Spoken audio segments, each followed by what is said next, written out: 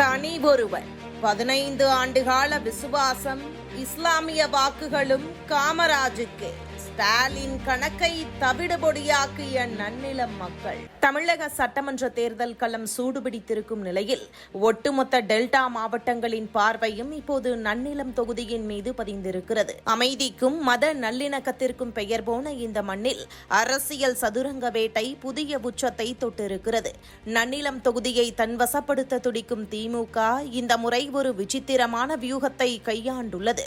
திமுக கூட்டணியில் எஸ்டிபிஐ கட்சிக்கு இந்த தொகுதியை ஒதுக்கி அவர்களை உதயசூரியன் சின்னத்திலேயே போட்டியிடச் செய்திருக்கிறது. இருப்பினும் வேட்பாளராக களம் இறங்கியுள்ள முகமது முபாரக் மீது சுமத்தப்பட்டுள்ள சில பழைய வழக்குகள் மற்றும் தீவிர பின்னணி குறித்த தகவல்கள் தொகுதி மக்களிடையே, குறிப்பாக அமைதியை விரும்பும் இஸ்லாமிய பெருமக்களிடையே ஒருவித தயக்கத்தை ஏற்படுத்தியுள்ளது. வாக்குகளை பிரிக்க எடுக்கப்பட்ட இந்த முயற்சி தொகுதியின் அமைதியை குலைத்து விடுமோ என்ற அச்சம் நடுநிலையாளர்களிடையே எழுந்துள்ளதை மறுப்பதற்கு இல்லை.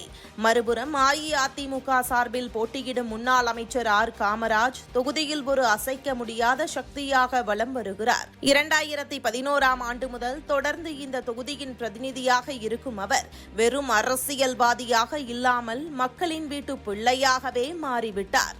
தொகுதியில் எந்தவொரு தனிநபர் பிரச்சனையாக இருந்தாலும் நேரடியாக களமிறங்கி தீர்த்து வைப்பதில் காமராஜ் அவர்கள் காட்டும் வேகம் தொகுதி மக்களை கவர்ந்திருக்கிறது.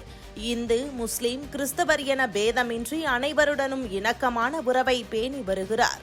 குறிப்பாக எஸ்டிபிஐ வேட்பாளரின் பின்னணி குறித்த அச்சத்தால் பாரம்பரியமாக திமுக பக்கம் இருந்த பல இஸ்லாமிய வாக்குகள் இப்போது நேரடியாக காமராஜ் அவர்களின் பக்கம் திரும்பியிருப்பதாக கள நிலவரங்கள் கூறுகின்றன. நன்னிலம் தொகுதியில் அவர் கொண்டு வந்த உள்கட்டமைப்பு வசதிகள் மற்றும் கல்வி பணிகளே அவருக்கு மிகப்பெரிய வாக்கு வங்கியாக மாறியுள்ளது.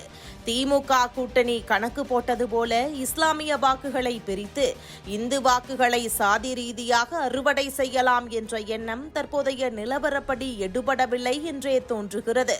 எங்களுக்கு தேவை அமைதியும் வளர்ச்சியும் தான், மத ரீதியான மோதல்களோ அல்லது அச்சுறுத்தல்களோ அல்ல என்ற மக்களின் குரல் தொகுதி முழுவதும் ஓங்கி ஒலிக்கிறது. இது நேரடியாக ஆர் காமராஜ் அவர்களுக்கு மிக பெரிய பலமாக அமைந்துள்ளது.